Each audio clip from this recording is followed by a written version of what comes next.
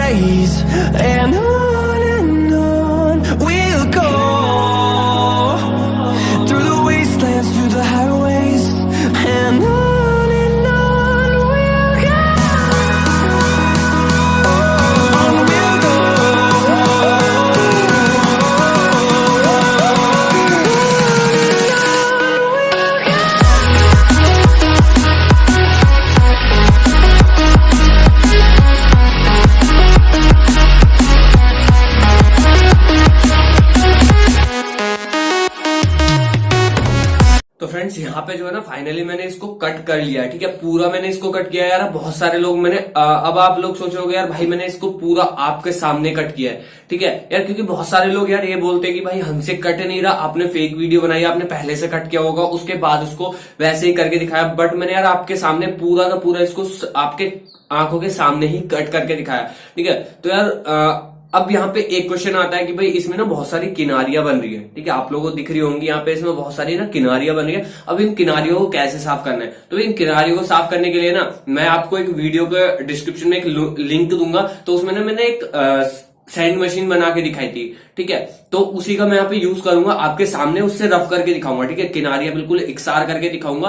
Then आप उसके बाद उस वीडियो को जाओ और जा करके वॉच करो, ठीक है, क्योंकि वो आपके ना कहीं बहुत जगह पे यूज आने वाली है।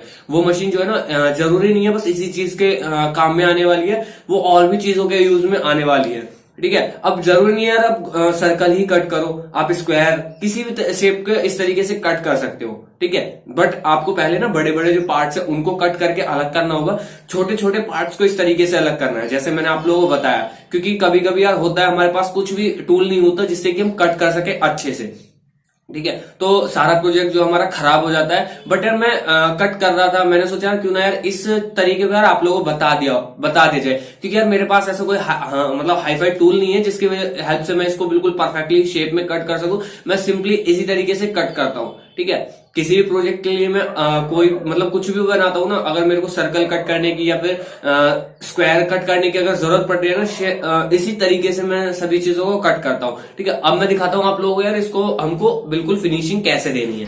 तो इसके लिए मैंने यहाँ पे एक मोटर ले रखी है, ठीक है, और इस मोटर के ऊपर ना मैंने एक जो बोतल का कैप होता है उसको लगा करके और इसके ऊपर ना सैंड पेपर लगा रखा है। अब भाई मैंने मशीन तो बनाई थी, बट क्योंकि मैं नए नए प्रोजेक्ट बनाता रहता हूँ यार, उसमें कहीं ना कहीं उन चीजों को मेरे को खराब कर देना पड़ता है, ठीक है, क्योंकि अगर हर एक प्रोजेक्ट के लिए मैं अगर अलग से सामान लेके आऊंगा बहुत ज्यादा महंगा मेरे को बजट पड़ जाएगा। तो इस वजह से ना मैं उन्हीं चीजों से बनाता रहता हूँ। अब यहाँ पे एक वायर है, अब इसमें मैंने स्विच नहीं लगा रखा, सिर्फ एक इसमें जो क्रोकोडाइल क्लिप आती है उसको लगा रखा है, ठीक है, और एक वायर मैंने ऐसे ही छोड़ रखा है। तो इस वायर को जैसे मैं लगाता हूँ तो ये जो घूमने लग जाती है, ठीक है। तो इस तरीके से मैं इसको पकड़ता हूँ, देन उसके बाद इसको मैं यहाँ से करना स्टार्ट कर देता हूँ। दोबारा से लगा लेते हैं एक बार इसको, यहाँ पे इसको लगाया। अब यहाँ से इसको ना मैं घिसना स्टार्ट करूंगा।